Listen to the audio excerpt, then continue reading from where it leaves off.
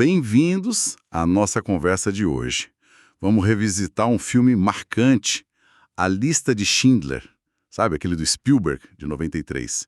Só que por um ângulo diferente, o da estratégia, do jogo de poder mesmo. A gente está se baseando aqui numa análise bem interessante chamada Schindler, Estratégia e Poder na Lista de Spielberg. E ela faz uma ponte assim entre a história do filme e as ideias de um livro um tanto polêmico, né? As 48 Leis do Poder, do Robert Greene. Olha, o nosso papo aqui não é recontar o Holocausto, nem só falar se o filme é bom ou ruim. A ideia é investigar como as atitudes do Oskar Schindler, aquele industrial alemão que salvou mais de 1.000 judeus, como o filme mostra, podem ser vistas como tipo um manual prático de influência, de estratégia, sabe, até de manipulação, num período terrível da história. É mais sobre como o poder funciona, até no limite. Só para situar rapidinho quem talvez não lembre tão bem do filme. Schindler, membro do Partido Nazista, vai para Cracóvia ocupada querendo ganhar dinheiro, né? Usando o trabalho judeu barato. Mas aí a trajetória dele muda, de oportunista para um salvador que ninguém esperava, arriscando tudo. E acho ótimo a gente frisar isso. O nosso foco é a narrativa do filme, como Spielberg contou essa história e como essa narrativa conversa com essas leis do poder. A gente não está aqui conferindo o RG histórico de cada cena, entende? É mais usar o filme como um estudo de caso, de como a estratégia funciona mesmo num cenário de opressão total. Uma análise da representação do poder ali. Perfeito. Então, vamos começar a desvendar isso. A primeira conexão que essa análise faz é com a Lei 1. Nunca ofusque o mestre. Assim, de cara parece meio óbvio, né? Mas como Schindler aplicava isso com os nazistas que ele precisava, enrolar, a análise entra em detalhes, por exemplo, na relação dele com o Amon Goeth, o comandante lá do campo de Plaszow, uma figura brutal no filme. A gente vê o Schindler direto com um presente caro, elogiando, quase bajulando mesmo esses oficiais. Ele parece que está julgando o jogo, né? Sendo submisso. Mas como que essa submissão vira poder, segundo a análise? Então, aí que está a estratégia. O que a análise argumenta é que essa deferência toda não era fraqueza, era tática pura, calculada. Ao deixar o Goethe e outros se sentirem os maiorais, importantes, no controle, Schindler evitava ser visto como ameaça, como rival. Uma cortina de fumaça. Exatamente, ele criava essa névoa.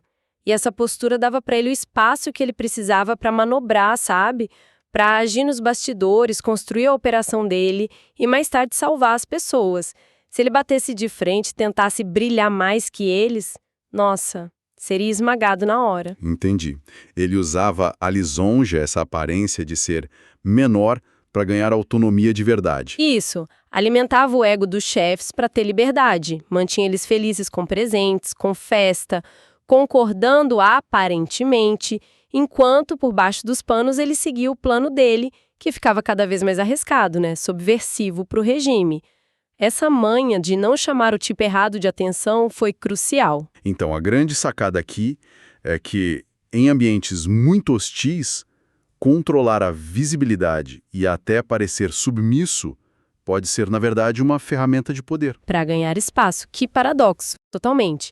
Diminuir o próprio brilho daquele contexto específico era o jeito mais esperto de manter a luz acesa para a ação que realmente importava. Isso já puxa outra lei que a análise traz. E essa parece ainda mais estranha no contexto do Holocausto. Lei 6. Chame a atenção a qualquer custo. Ué, como assim? Chamar atenção no meio do Terceiro Reich não seria pedir para ser, sei lá, investigado e destruído? Como que a fonte justifica isso para o Schindler? A análise argumenta que não é qualquer atenção, né? É uma atenção específica e muito bem calculada.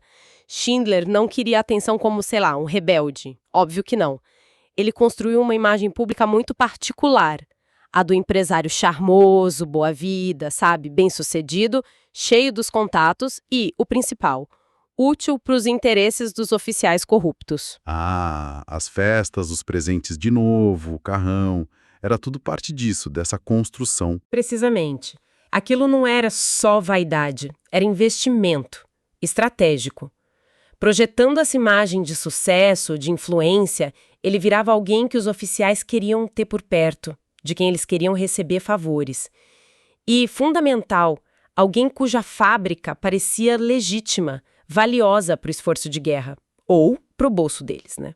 Essa atenção positiva, essa fama de ser um cara importante, abria portas, dava acesso a recursos, a informação, a boa vontade dessa gente poderosa. Era a fachada. Mas isso não era um risco gigantesco? Ostentar tanto assim não podia gerar inveja, desconfiança? O risco sempre existiu, claro, mas a análise sugere que Schindler calibrava essa tensão. Ele usava para criar um capital social ali naquele sistema podre, virando uma figura conhecida e, de certa forma, até protegida pelas conexões.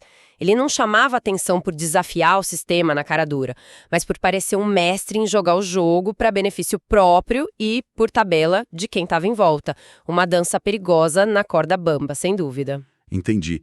A imagem pública como ferramenta de acesso não é ser visto de qualquer jeito, mas do jeito certo, como um ativo, não um problema. Impressionante como a forma possibilitou a substância do que ele fez depois. Exato. A persona era o escudo e a chave. Sem isso, talvez a operação de resgate nem tivesse começado. Seguindo aqui, a gente chega na Lei 13.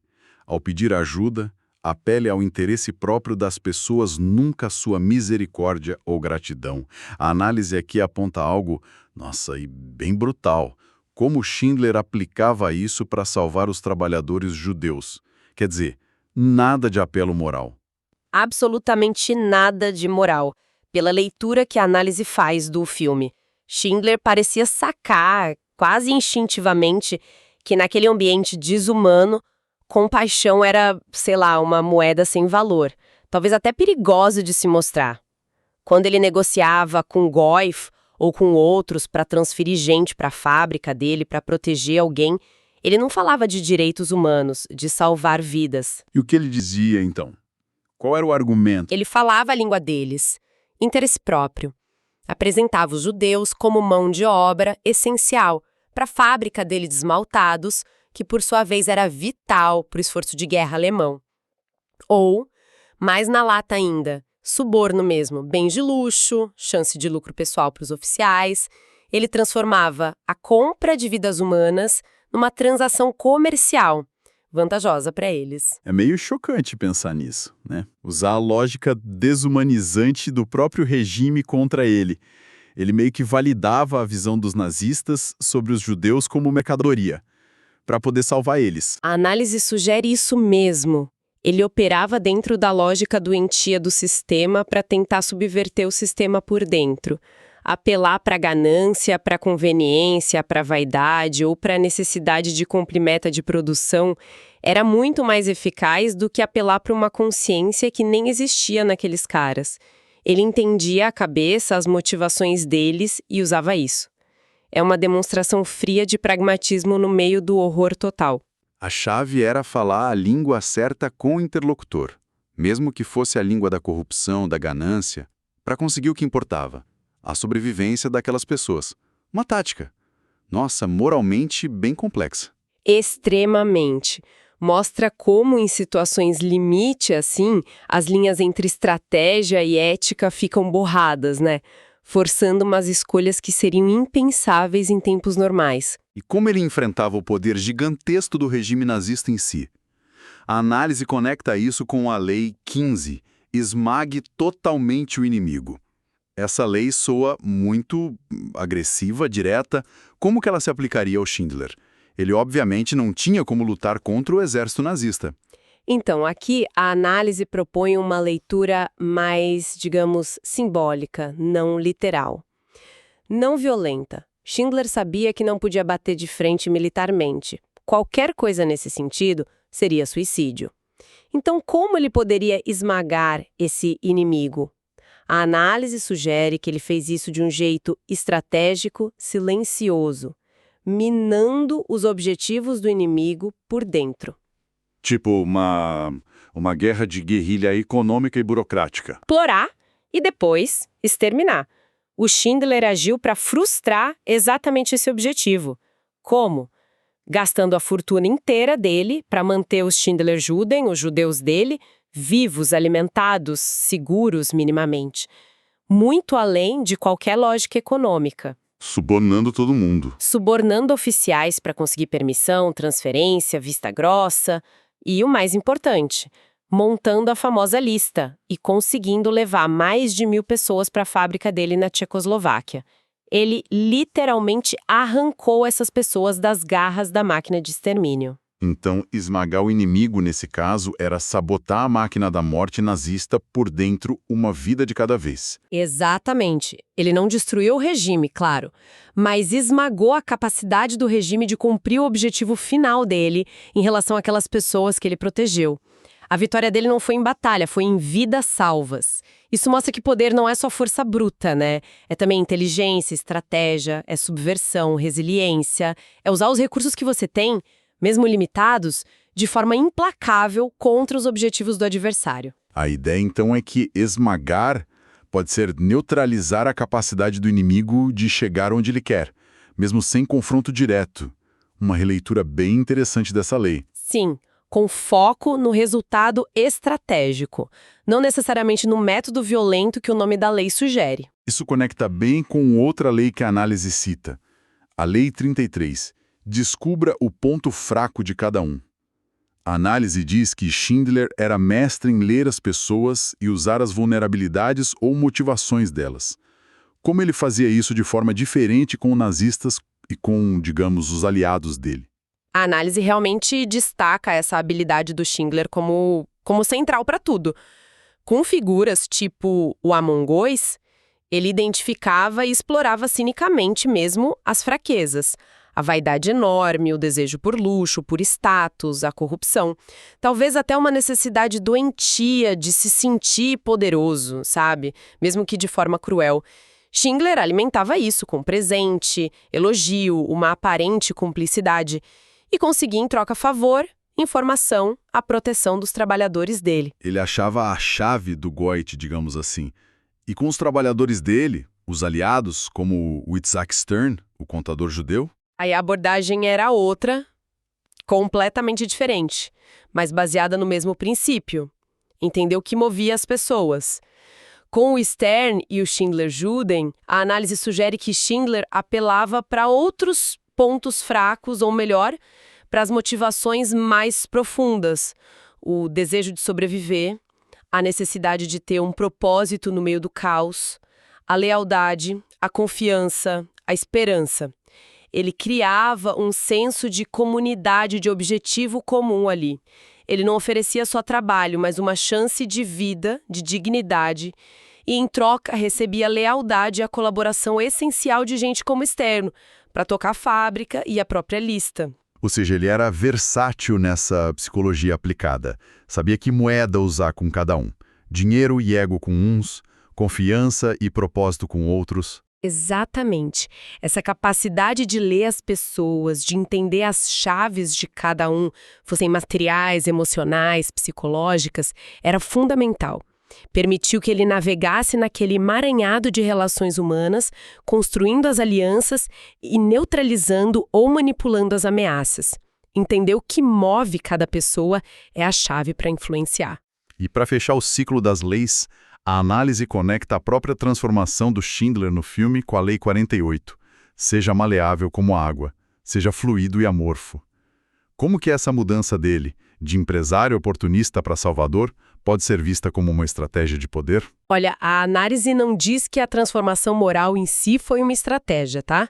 Mas que a capacidade de mudar, de se adaptar, essa fluidez toda foi uma vantagem estratégica gigantesca. Pensa, o regime nazista, apesar de poderoso, era super rígido, burocrático, inflexível na ideologia. Schindler, por outro lado, mostrou uma capacidade incrível de se adaptar às circunstâncias, que mudavam o tempo todo e eram muito perigosas. Como assim? Em que sentido? Ele mudou de papel conforme precisava. Começou como empresário festeiro, o colaborador do regime para ganhar acesso, para montar a fábrica. Depois, virou um negociador esperto, usando o suborno, o argumento de interesse próprio para proteger o pessoal.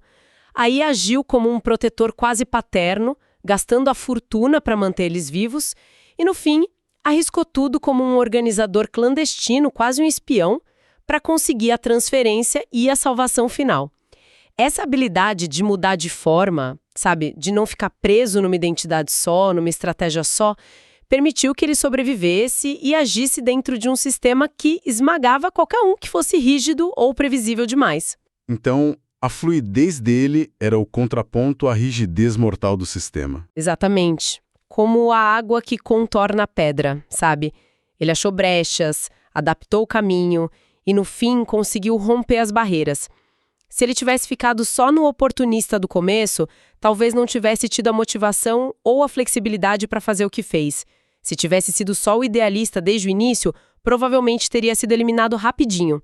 Essa capacidade de ser muitas coisas, de evoluir, foi essencial. Ser como a água, adaptar-se ao recipiente, contornar obstáculos, achar o caminho. Uma metáfora forte para a sobrevivência e ação em ambientes, assim, opressores. Uma metáfora que cai como uma luva para a trajetória do Schindler que o filme mostra. Bom, então, o que isso tudo quer dizer, juntando as peças? Olhar para a lista de Schindler por essa lente das estratégias de poder parece revelar não só a complexidade do Schindler, mas a própria natureza da resistência, da ação em condições limite. Fica claro que poder não é uma coisa única, só de quem tem o cargo oficial ou as armas. O filme, lido assim, mostra que entender fundo as dinâmicas humanas, se posicionar estrategicamente, construir a imagem com cuidado, usar as fraquezas dos outros e ser adaptável, são formas de poder muito eficazes. E o fascinante é que Schindler, na narrativa do filme, parece ter usado todo esse arsenal que a gente costuma associar com a busca de poder meio amoral, né? Não para dominar, mas para um fim humanitário, subverter um sistema genocida e salvar vidas. Isso levanta umas questões morais bem complicadas, não acha? Usar táticas consideradas cínicas, manipuladoras, por um bem maior. A análise entra nessa tensão? Sim, a análise toca nessa complexidade moral. Sugere que Schindler operou numa zona cinza mesmo, usando as ferramentas que tinha à mão naquele ambiente profundamente moral para conseguir um resultado ético. Não é para santificar nem para demonizar ele, mas para reconhecer que, em circunstâncias extremas, a luta pela sobrevivência e pelo bem pode exigir o uso de estratégias que desafiam nossa moralidade mais simples. É um retrato da complexidade da fã humana sob uma pressão que a gente mal consegue imaginar. Portanto, a mensagem central que fica dessa análise é que o sucesso do Schindler, como Spielberg mostrou, não dá para reduzir a só altruísmo ou só oportunismo tardio. Envolveu um entendimento sofisticado e uma aplicação estratégica das dinâmicas de poder. Isso torna a figura dele muito mais complexa, cheia de facetas e talvez até perturbadoramente humana. E isso deixa a gente com uma reflexão final, né? Algo para quem acompanha a gente pensar a respeito. Se a gente considera que Schindler usou estratégias de poder, manipulação, apelo ao interesse, engano calculado para um objetivo final de salvar vidas em circunstâncias tão brutais, como é que isso afeta a nossa visão sobre o poder em si? Será que dá mesmo para separar as ferramentas do poder da intenção por trás do uso delas? A estratégia é neutra e só o objetivo define se é boa ou ruim? Ou usar certas táticas inevitavelmente corrompe ou compromete quem as usa, mesmo que o fim seja nobre? Fica essa questão sobre a relação complicada e muitas vezes desconfortável entre estratégia, moralidade e o que precisa ser feito em tempos de crise. Uma questão que ecoa muito além do filme, na verdade.